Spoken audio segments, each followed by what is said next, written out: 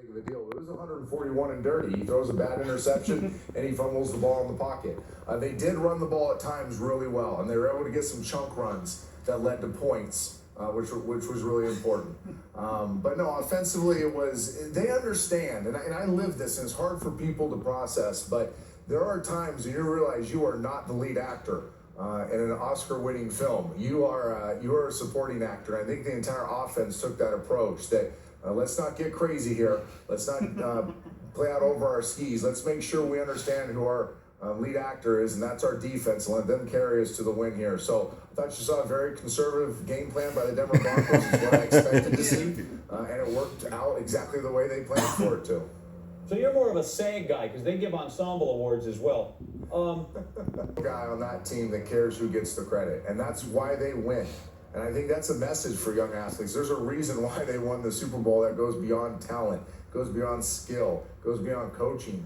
And it has to do with a group of people recognizing this is the greatest team sport in the world, and it takes everybody to buy into a team above self attitude. And when it works, and when you win a world championship, you want to celebrate your teammates' success. You do want them to get all the credit. You could care less about credit because you're holding the Lombardi Trophy. It's one of the greatest feelings you can have in professional sports. Congratulations to them, and I'm really happy. I'm happy for all of them. I'm not just happy for Peyton Manning, which is probably his last game. I'm happy for a group of guys that decided to buy into something bigger than themselves, and they're reaping the benefit. Go back to when we were in Denver and playing the Cincinnati Bengals, and Brock Osweiler has a Pro Bowl type performance on a Monday night.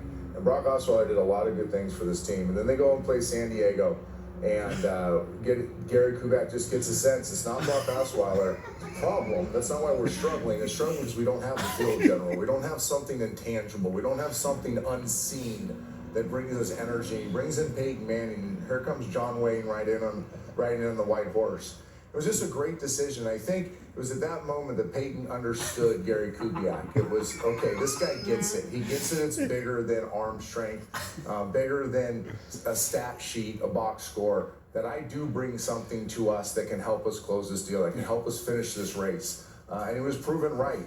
I think, Peyton grew a lot of trust for Kubiak through that experience. Then Kubiak, in turn, looks how Peyton played for the most part. He played safe. He played careful. He played to the strength of his team, which was his defense. He didn't try to be the leading man. He was able to take that subservient role, like you said. That's hard to do when you're one of the greatest players. It was hard for me to do, and I wasn't very good. It must be impossible for one of the greatest players that's ever played the game to do that. Yet Peyton Manning did it. So I think that's a beautiful relationship. And again, it speaks volumes for what you can do as a football team when you understand, when you frame who your team is, when you truly understand what can help you win a championship. All right, John Wayne, you're going to ride it off into the... Playing another game. There is no doubt he's hurt. There's no doubt the injuries over time have affected him. This season was about grit and patience and wisdom and just... the ability to tap into the personal reservoir again and again and again and again.